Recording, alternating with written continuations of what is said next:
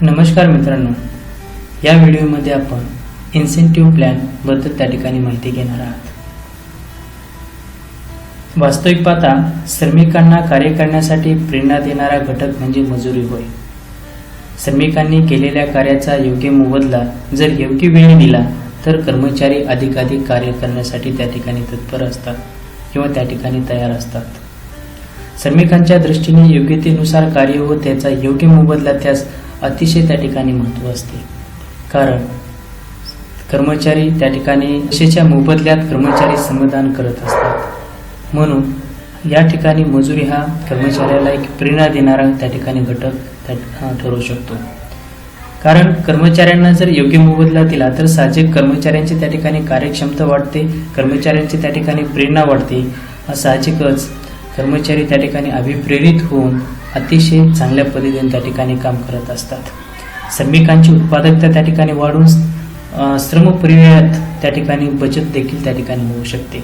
अर्थातच यासाठी right man for right job या तत्वाचे जर त्या ठिकाणी पालन झालं तर म्हणजेच योग्य व्यक्तीसाठी योग्य काम आणि योग्य कामासाठी योग्य व्यक्ती जर त्या ठिकाणी सिलेक्शन जर झालं तर त्या ठिकाणी या गोष्टी कर्मचाऱ्याच्या दृष्टीनं त्या ठिकाणी महत्त्वाच्या ठरू शकतात.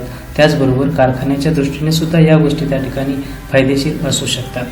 म्हणून कर्मचाऱ्यांना योग्य मोबदला देण्यासाठी आता आपण बऱ्याचशा कारखान्यामध्ये पाहत असतात, कंपनी त्या ठिकाणी कर्मचाऱ्यांना जी ठरवून दिलेली वेळ असते, प्रमापित केलेली वेळ असते, त्या प्रमापित वेळेमध्ये कर्मचाऱ्याला त्या ठिकाणी जे काही दिलेलं काम आहे ते पूर्ण करावं लागतं. पण बरेचदा असं त्या ठिकाणी दिसून येत नाही. काही कर्मचारी प्रमापित वेळेमध्ये त्या ठिकाणी दिलेलं जे काही कंपनीनं टार्गेट असेल, कार्य असेल त्या ठिकाणी ते पूर्ण करत नाहीत. पण बरेचसे कर्मचारी कंपनीनं जे दिलेलं कार्य आहे त्या कार्य जी काही वेळ असेल त्या वेळेच्या अगोदरच दिलेलं कार्य त्या ठिकाणी ते पूर्ण करतात. तरी सुद्धा दोन्ही कर्मचाऱ्यांना म्हणजेच कंपनीनं दिलेलं कार्य वेळेत पूर्ण करणारा कर्मचारी आणि कंपनी दिलेलं जे काय कार्य आहे त्या वेळेपूर्वी म्हणजेच अगोदर लवकरात लवकर त्या ठिकाणी काम करणारे व्यक्ती आणि काही त्या ठिकाणी वेळेमध्ये न काम करणारे व्यक्ती असे त्या ठिकाणी कंपनीत पाहायला मिळतात. मग जो कर्मचारी एक प्रमापित वेळेपूर्वी जर त्या ठिकाणी काम करत असेल तर अशा कर्मचाऱ्यावर त्या ठिकाणी अन्याय होत असतो. म्हणून या ठिकाणी या व्हिडिओमध्ये आपण इन्सेंटिव्ह प्लॅन जर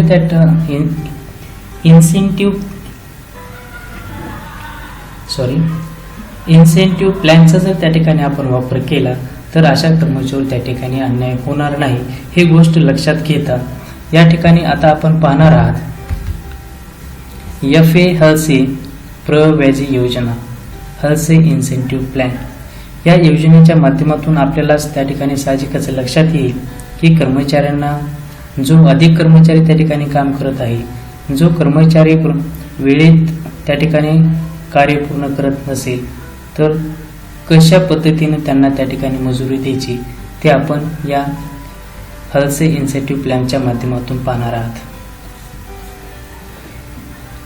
समयदर पद्धती व कार्यदर पद्धती यातील दोष टाळून श्रमिक व सेवा योजक या दोघांना लाभ व्हावा या हेतूने प्रेरणात्मक किंवा अधिलाभांश पद्धती अंमलात आणली गेली.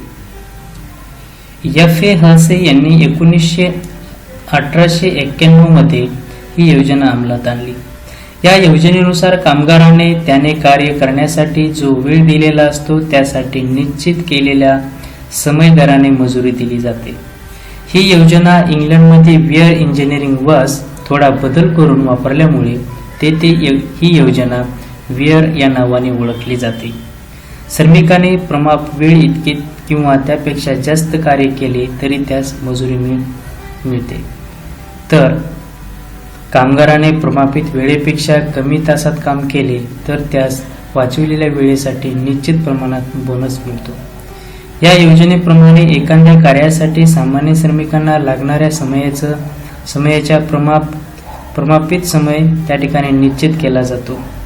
सरासरीवरून प्रमाप समय निश्चित केला त्या ठिकाणी जातो. साहजिकच आहे, कामगारांनी प्रमाप समय ते कार्य पूर्ण केल्यास त्याला समयपूर्तीप्रमाणे मजुरीचे शोधून देखील त्या ठिकाणी केले जाते. तसेच प्रमाप वेळेपूर्वी कार्य पूर्ण केले तर त्याला कार्यास लागलेल्या समयाकरिता समयपूर्ती दराने मजुरी देऊन बचत केलेल्या वेळेसाठी 30 ते 70% पर्यंत अधिलाभांश किंवा पूर्वव्याजी देण्यात येते. मित्रांनो, हलसेच्या या योजनेमध्ये जो कर्मचारी प्रमापित वेळेमध्ये जर त्या ठिकाणी जास्त कार्य करत असेल तर त्या कर्मचाऱ्याला 50% त्या ठिकाणी पूर्वव्याजी देण्यात यावी असं त्या ठिकाणी हलसे यांचं म्हणणं आहे.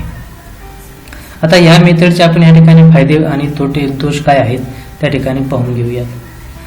या पद्धतीत किमान समय मजुरी त्या ठिकाणी हमी असते. जर आपण इन्सेंटिव्ह प्लॅन हलसेचा त्या ठिकाणी आपण त्या ठिकाणी विचार केला तर या पद्धतीमध्ये किमान समय मजुरीची हमी त्या ठिकाणी असते. कामगाराच्या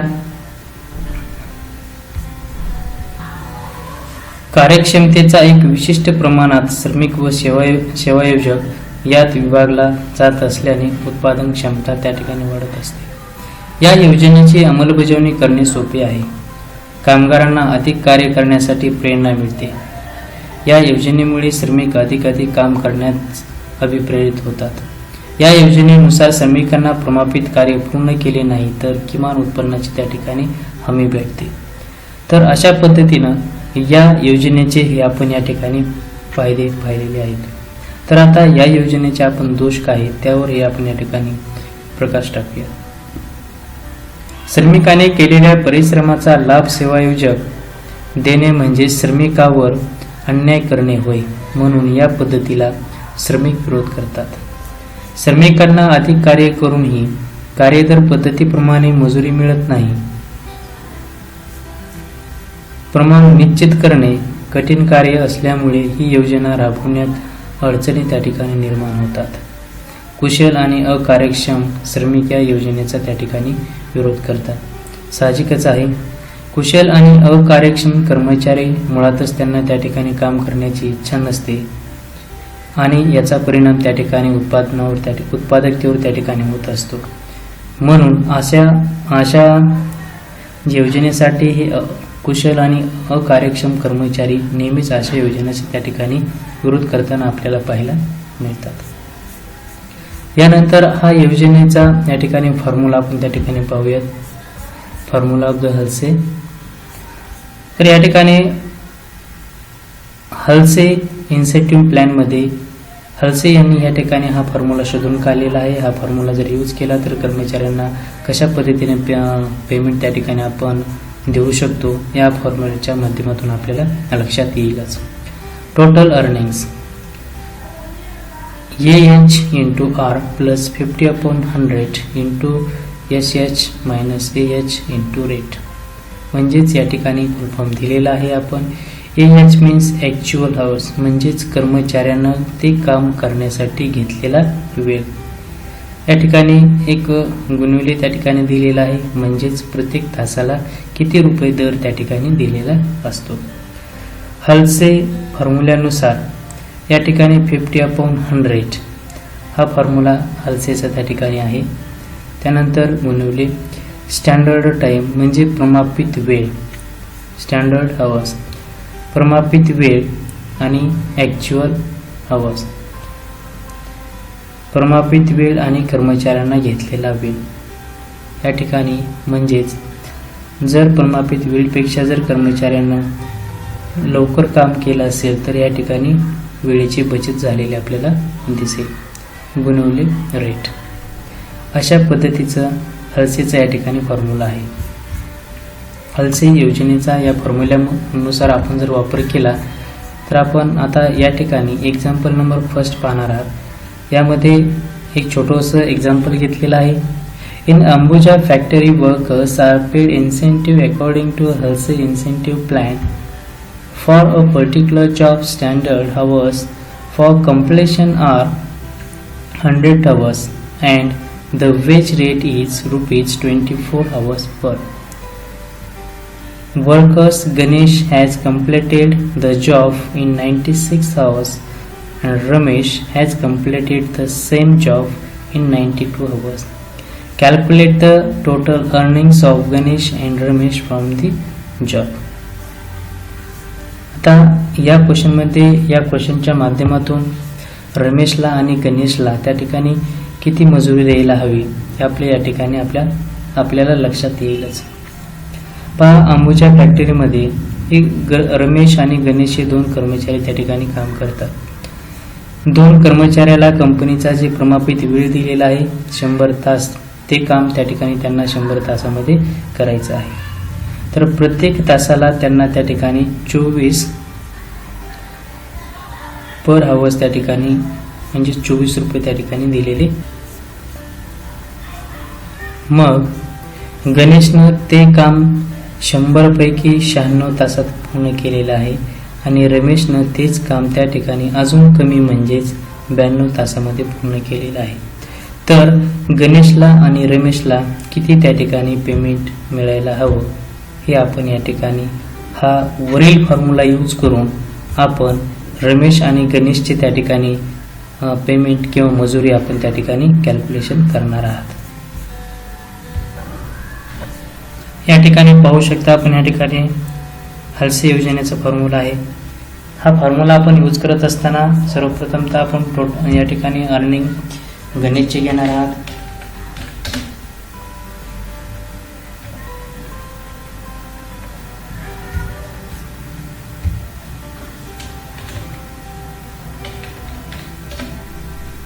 गणेशचे अर्निंग घेत असताना या ठिकाणी आपण आता फॉर्म्युलाचा यूज करणार आहात. Total earning actual hours. या क्वेश्चनमध्ये आपण या ठिकाणी पाहू शकता की ते काम करण्यासाठी 100 तास त्या ठिकाणी दिलेले आहेत. तर ते काम त्या ठिकाणी 100 तासात कार्य पूर्ण करायचं आहे, परंतु या ठिकाणी गणेशनं ते काम 96 तासात केलेलं आहे. म्हणून ॲक्च्युअल कॉस्ट किती आहे या ठिकाणी येणार आहे 96 तासात काम केलेलं आहे. तर एका तासाचा रेट किती दिलेला आहे 24 रुपये. तर या ठिकाणी आरच्या जागेवर आपण या ठिकाणी 24 रुपये घेणार आहात. मग या ठिकाणी फॉर्म्युल्यामध्ये ॲज इट इज 50/100 या योजनेच्या अंतर्गत हा फॉर्म्युला आहे. मग स्टँडर्ड टाइम किती दिलेला आहे, स्टँडर्ड टाइम म्हणजेच प्रमापित वेळ 100 दिलेला आहे आणि गणेशने किती तासात काम पूर्ण केलेलं आहे 100 पैकी 96 तास त्या ठिकाणी काम पूर्ण केलेलं आहे. आणि त्या ठिकाणी जो रेट आहे 24 रुपये.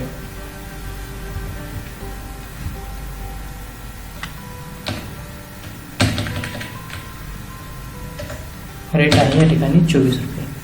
तर अशा पद्धतीनं आपण या फॉर्म्युल्यामध्ये या किमती त्या ठिकाणी टाकलेल्या आहेत. तर आता इथं पाहू शकता आपण 96 गुणिले 24 जर या ठिकाणी केलं तर या ठिकाणी आन्सर येईल 2304. या ठिकाणी प्लस साइन आहे. 50/100 हिला आपण 1/2 असंही लिहू शकतो. या ठिकाणी गुणवले. आता या ठिकाणी पाहू शकता आपण 100 प्रमापित वेळ दिलेला आहे, पण ते कार्य 96 तासातच पूर्ण झालेलं आहे. म्हणजे किती वेळ वाचलेला आहे या ठिकाणी 100 -96 आन्सर येईल या ठिकाणी 4 तास. तर या ठिकाणी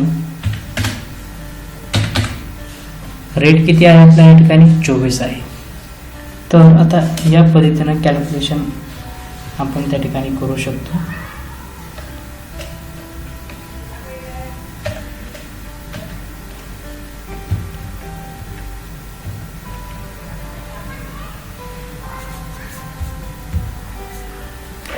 $2304 प्लस 1/2 इंटू 4/4 इंटू 24. तर या ठिकाणी 4 इंटू 24 96 आन्सर येणार आहे. 96 इंटू 1/2 म्हणजेच या ठिकाणी शिल्लक राहतील 48. Means here final answer 2352.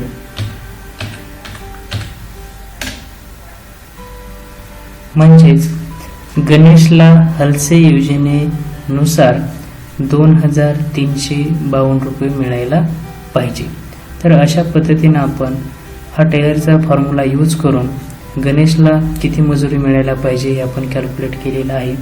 त्याचबरोबर आपल्याला आता या ठिकाणी रमेशनं जे काम केलेलं आहे, रमेशनं अजून देखील त्या ठिकाणी कमी वेळेत काम केलेलं आहे, तर रमेशला किती मजुरी द्यायला पाहिजे हे आपण पाहणार आहात. आता आपण रमेशला किती मजुरी मिळायला पाहिजे ते पाहत आहात.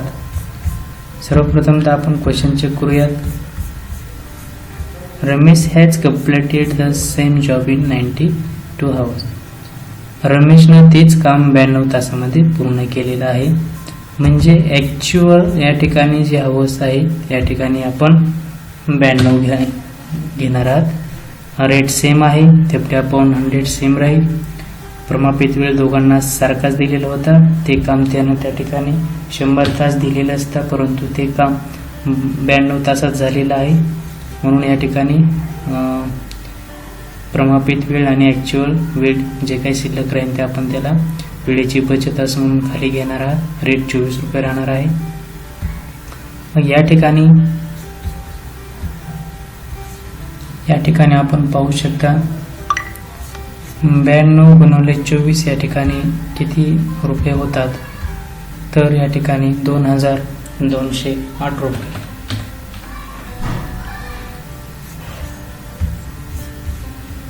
वन बाय 2 या ठिकाणी ॲज इट इज राहील इंटू 8/24 8 × 24. म्हणजेच रमेशनं ते 100 तास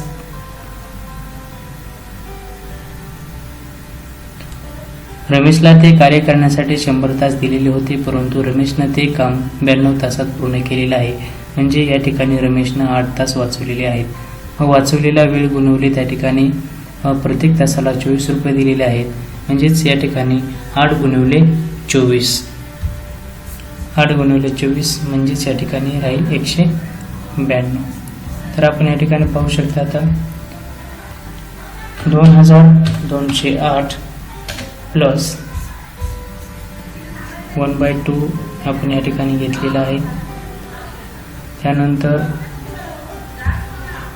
8 गुणिले 24 अमाऊंट येणार आहे 192. म्हणजेच 192 हे गुणिले 192 भागिले 2 आपल्याला असं करावं लागेल.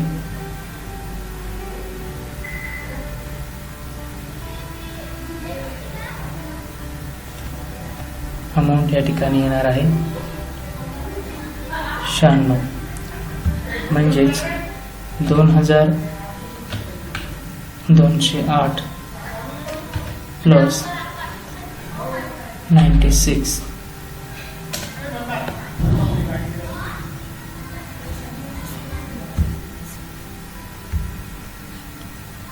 तर अमाऊंट या ठिकाणी राहील 2304.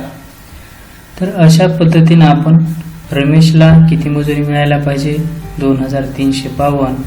आणि या ठिकाणी रमेशचं कॅल्क्युलेशन जर आपण केलं तर 2304 येत आहे. आता आपला या ठिकाणी यांच्या जी वेजेसचा जो रेट आहे तो आपण या ठिकाणी कॅल्क्युलेट करणार आहात. जे प्रत्येक तासाला 24 रुपये दिलेलं होतं. आता या ठिकाणी आपण त्यांना जे मिळणारे जे अमाऊंट कॅल्क्युलेट केलेले आहे ते अमाऊंट अपॉन त्यांना केलेलं कार्य म्हणजेच भागिले रमेशनं किती तास काम ते कार्य किती तासात कंप्लीट केलेलं आहे 92. तर या ठिकाणी ॲन्सर येणार आहे 25.04. म्हणजेच रमेशला प्रत्येक तासाला 25.04 पैशांना त्या ठिकाणी मजुरी त्या ठिकाणी देण्यात येईल. आणि जर आपण गणेशचा जर या ठिकाणी विचार केला तर गणेशचे अमाऊंट आहे 2352 भागिले त्यांना किती तास काम केलेलं आहे 96. तर या ठिकाणी ॲन्सर येणार आहे त्याचं 24.5. म्हणजेच पाहता आपण रमेश आणि गणेशचं जे काही प्रत्येक तासाला त्यांना अमाऊंट दर ठरवलेला आहे तो दरच या ठिकाणी जर विचार जर केला आपण तर या ठिकाणी गणेशला 24.5 आणि या ठिकाणी रमेशला 25.4 असा त्या ठिकाणी दर आहे. म्हणजे साहजिकच गणेशपेक्षा रमेशचे या ठिकाणी मजुरी जास्त त्या ठिकाणी देण्यात येईल, कारण ते कार्य रमेशनं गणेशपेक्षाही कमी कार्यामध्ये आणि विशेष म्हणजे प्रमापित वेळेच्या त्या ठिकाणी अगोदर कार्य पूर्ण केलं असल्यामुळे रमेशला 24 रुपये तासाला 24 रुपये त्या ठिकाणी द्यायचे ठरलेले होते, परंतु त्या ठिकाणी त्यांना कार्य वेळेच्या अगोदर त्या ठिकाणी कंप्लीट केल्यामुळं त्याचा रेट या ठिकाणी 25.4 असा होणार आहे. तर अशा पद्धतीनं आपण हलसे प्रयोगाची योजनेचा हा पहिला आणि छोटासा त्या ठिकाणी आपण प्रयत्न त्या ठिकाणी करून पाहिलेला आहे आणि आपण कॅल्क्युलेशनच्या माध्यमातून हलसे प्लॅननुसार कर्मचाऱ्यांना कशी मजुरी देण्यात येते ते आपण या ठिकाणी पाहिलेलं आहे. थँक्यू.